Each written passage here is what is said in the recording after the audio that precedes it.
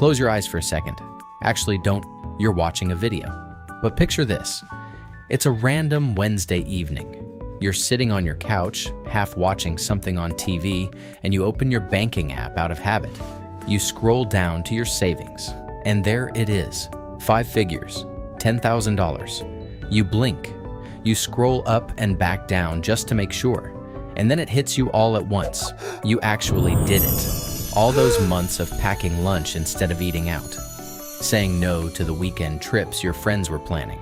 Working late, picking up extra shifts, cutting subscriptions you forgot you even had. Every single sacrifice added up to this moment. And then, almost immediately, comes a feeling that nobody warned you about. Not excitement, not pure joy. Something closer to anxiety. Because now you have $10,000 sitting in your account and absolutely no idea what to do with it. That feeling, that paralysis, that's exactly what this video is about. I'm Max, and today I'm going to walk you through precisely what to do the moment you hit $10,000 saved. Not the advice your parents gave you about just putting it in the bank. Not the generic invest in an index fund and wait until you're 65. Advice that completely ignores the life you want to live right now. I'm talking about a real, practical, step-by-step approach that can fundamentally change what your financial future looks like. And, if you execute correctly, put you on a path where you no longer depend on a paycheck from someone else to survive. That is not a fantasy. That is a process. And it starts today. Stay until the end, because the order of these steps matters more than most people realize. Getting the sequence wrong is one of the most common and costly mistakes people make with their first significant chunk of savings. Let's get into it. Step 1. Build the foundation that makes everything else possible. Before we talk about anything exciting, we need to talk about the thing that makes all of it sustainable. Your emergency fund.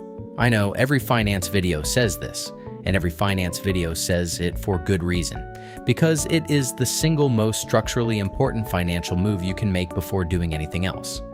But I want to reframe why this matters, because most explanations make it sound like the emergency fund is just a safety blanket for worst-case scenarios. It's actually much more powerful than that. Your emergency fund is the thing that allows you to make bold, intelligent, long-term financial decisions without being derailed by short-term chaos. Think about what happens when you don't have one. Your car needs a $1,400 repair.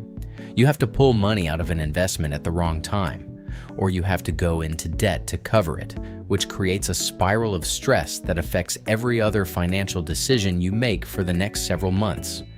Your ability to think clearly about money is directly tied to how financially secure you feel in the present. When you're operating from fear, you make fear-based decisions. When you're operating from security, you make strategic decisions. 3 to 6 months of essential expenses, not your full lifestyle expenses, your essentials. Rent, utilities, food, transportation, insurance. If that number is $2,000 per month, your emergency fund should be between $6,000 and $12,000. If you don't have that in place yet, a portion of your $10,000 goes there first. If you already have it covered, great.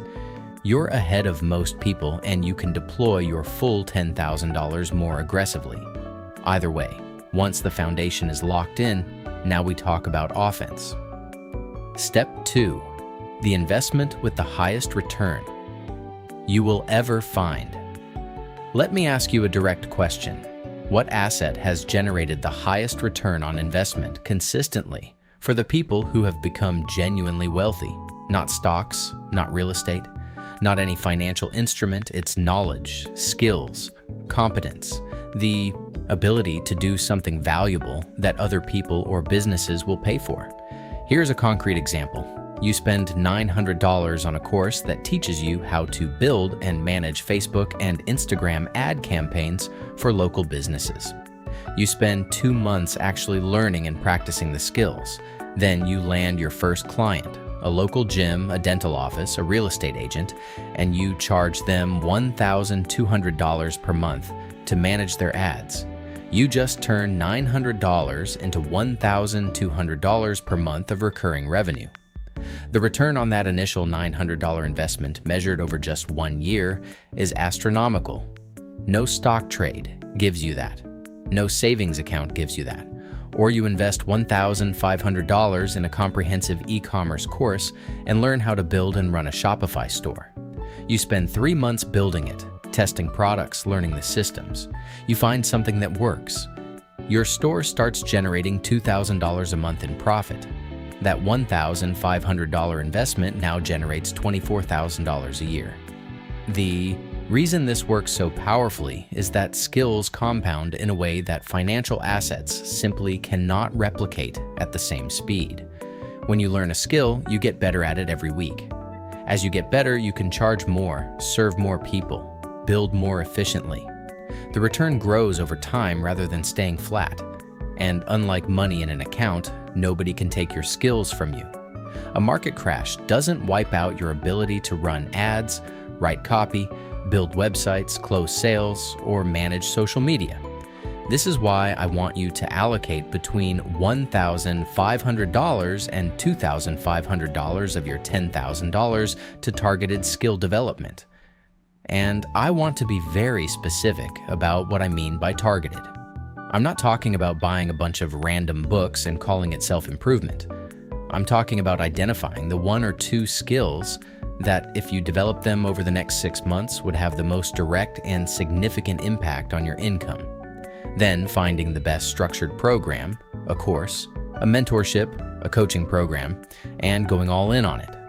Ask yourself right now, what skill would change my earning potential the most in the next 12 months? For some people, it's sales and copywriting.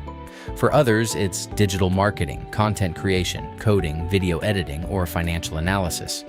Whatever it is for you, find the best possible way to learn it properly and invest in that with conviction. The ROI will be unlike anything else in your portfolio. Step 3. Your business is the only vehicle that has no speed limit. Here is the most important thing I will say in this entire video. Read that title again.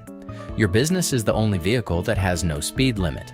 A job has a speed limit. It's called your salary. And your employer sets that limit based on what benefits them, not what you deserve or what you're capable of. You can work harder than everyone else in the room, add more value than anyone else on the team, give 10 years of your life to your company. And at the end of it, you might get a 4% raise, maybe 8% if you negotiate well. Meanwhile, the cost of living went up 6%, so in real terms, you barely moved at all. A business has none of those constraints. A business can go from $0 to $5,000 a month in revenue in 90 days if the offer is right and the execution is there. It can go from $5,000 to $20,000 a month if you learn to scale.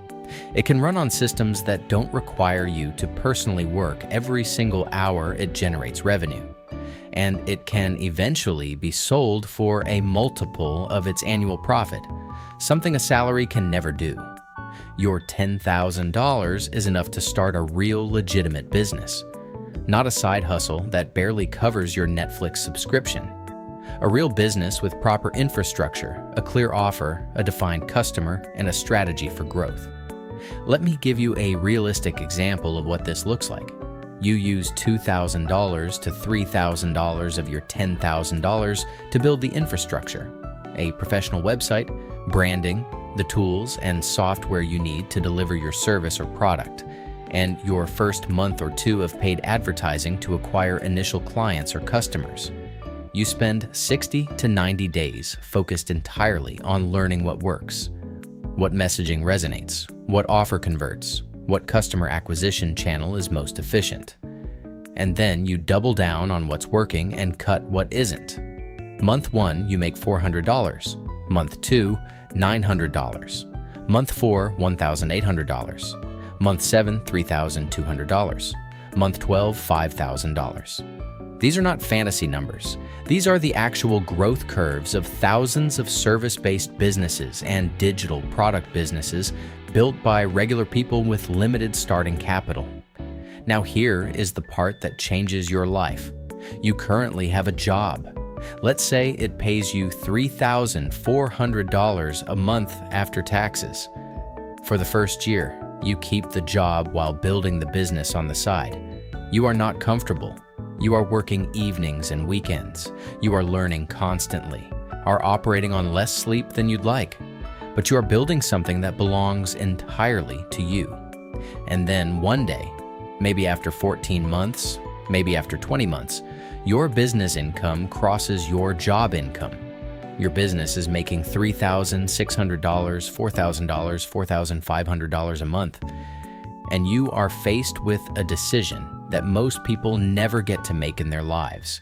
You can stay at the job for the security, or you can leave and go all in on the thing you built, the thing that is already proving it can sustain you. Most people who reach that crossroads make the same choice. They leave. Because at that point, it's not reckless, it's logical. You've already proven you can generate income independently. You have a track record, you have clients or customers who trust you. Going all in is the next natural step. And from that point, there is no ceiling. Because a business that makes $4,000 a month can become one that makes $15,000 a month with the right focus and reinvestment. The same cannot be said for a salary. That is the path.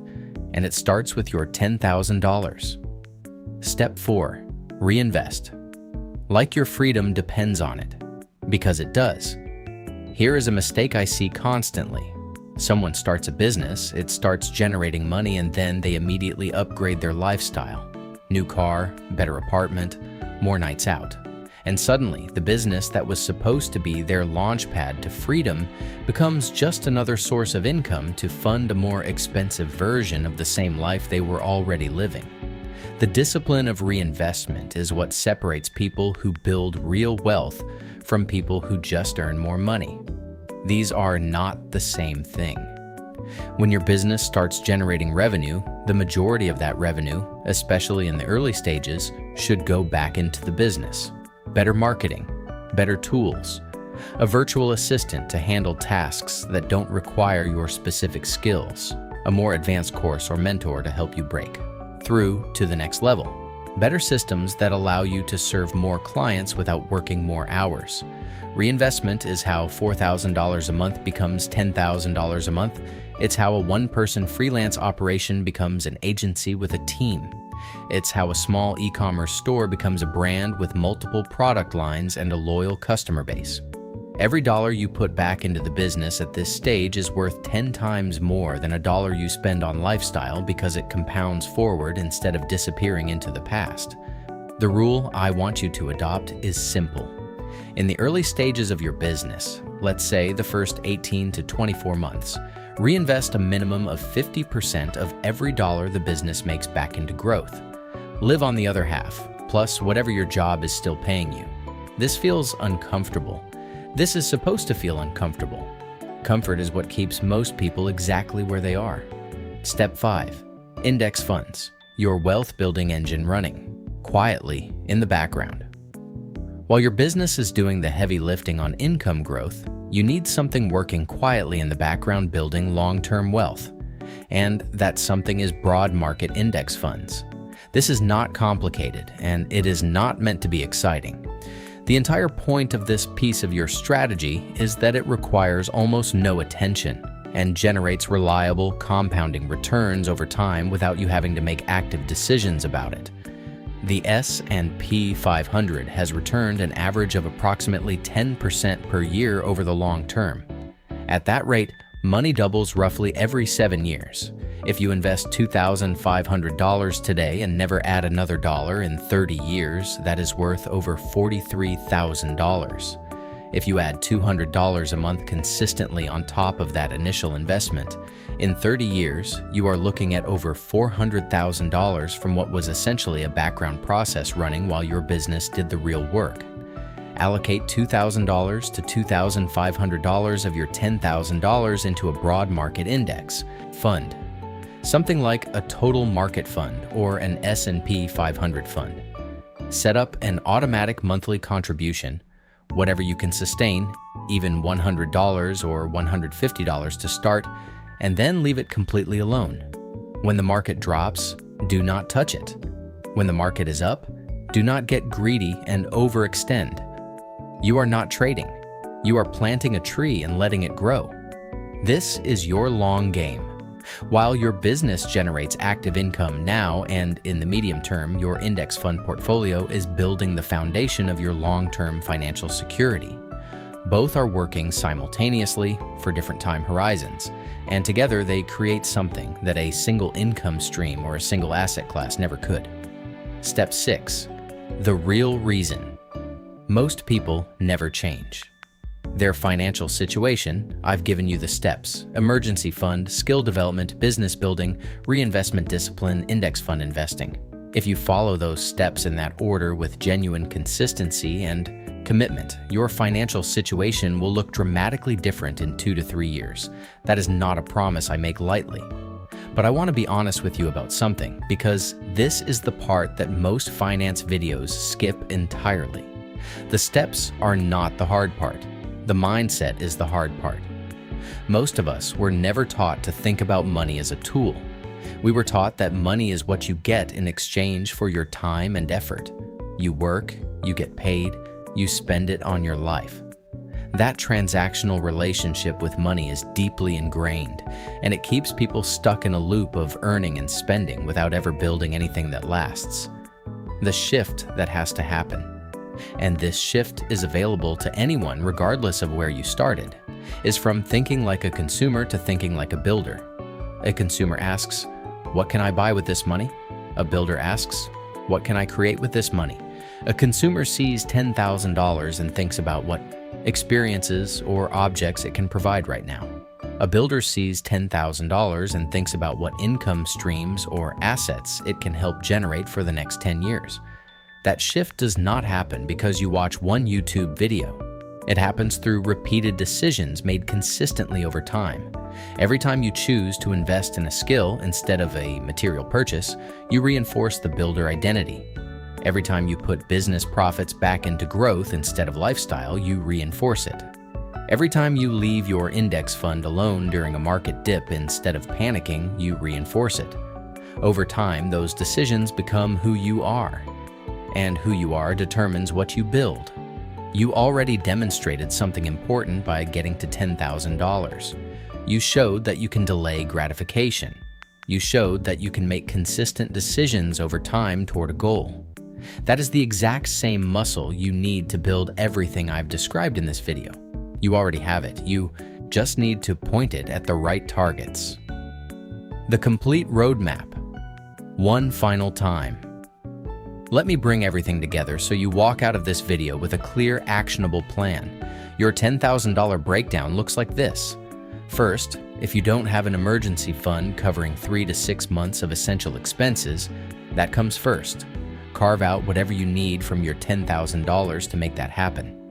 Second, allocate $1,500 to $2,500 toward targeted skill development in the area that will have the most direct impact on your income. Third, use $2,000 to $3,000 to properly set up and launch your business, website, branding, tools, and initial marketing. Fourth, put $2,000 to $2,500 into a broad market index fund as your long-term compounding vehicle. Fifth, adopt an aggressive reinvestment mindset with everything your business generates, especially in the first 2 years. Most people will watch this video and do nothing. They will go back to their routine, let the $10,000 sit in a savings account, and wonder in 2 years why nothing changed. I genuinely hope that is not you, because you clearly came here looking for something more. And now you have the roadmap. It was Max. Tell me what video you want me to do next. Until then, see you.